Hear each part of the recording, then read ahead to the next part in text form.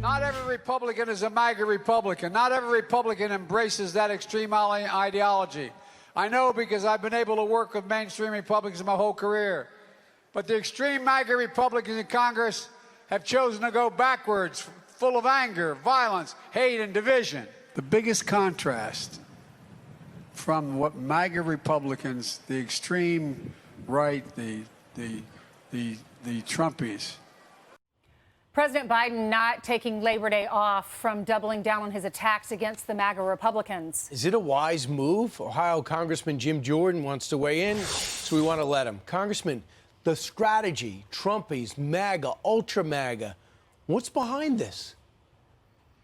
Well, what else are you going to do, Brian? You got to call your opposition names when you got nothing else to point to. I mean, we went from safe streets to record crime. We went from a secure border to no border. We went from $2 gas to $5 gas, and we went from stable prices to record inflation. So call me extreme if I want actually, stable prices, affordable energy. If I want to actually have a secure border, call us extreme. I guess that's what you're going to do when you got nothing else to talk about.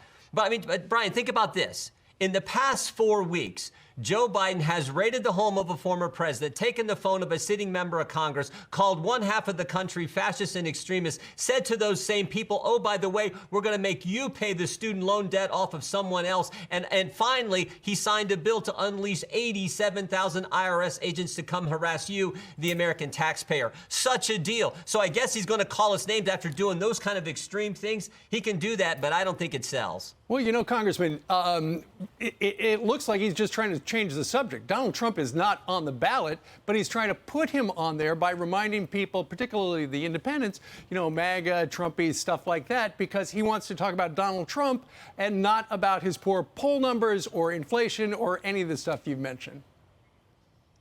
Well, he doesn't want to talk about all his record because they got nothing positive they've done. And they've done all those 4 things I talked about, plus they've attacked our liberty. So there's nothing they can talk about on their record. If he wants to put President Trump on the ballot, great. I think that's good because Americans remember how good we had it under President Trump. So if he wants to do that, just fine.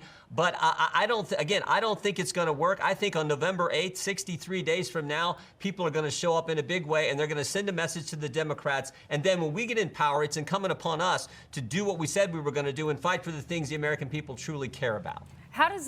Will it really work, though? Will this strategy work? What is his end goal? Because if you're a Republican, you're going to probably vote for the Republican. If you're a Democrat, you're going to vote for the Democrats. If you're an independent, they might say, okay, yeah, some people in the Republican Party are Trumpians, some aren't, but I'm going to vote for policies. I mean, how does this really sway a voter?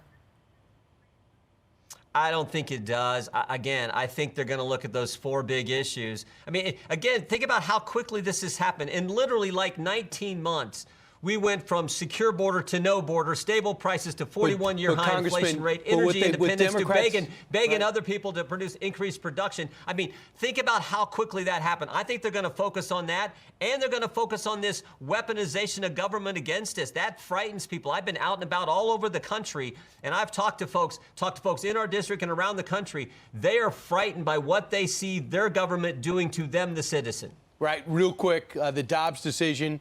What's your messaging, advice to Republicans messaging abortion? Well, lean into it. We're the pro-life party. We're going to protect the sanctity of human life. And Democrats have the radical position. They're the ones who think you should be able to take the unborn child's life right up until their birthday, for goodness sake. And they had a governor in Virginia just a few years ago who said even after that fact, you could take the life of a child. That is frightening. So lean into it and talk about we're the life that's going to protect the sanctity. We're the party that's going to protect the sanctity of human life like we've always been. This was a huge win for the precious nature of human life. And I don't think we should shy away from it. Well, let's see what happens. As you said, 63 days to go until Election Day. Congressman, thank you very much. You bet. Thank you. Thank you. You bet.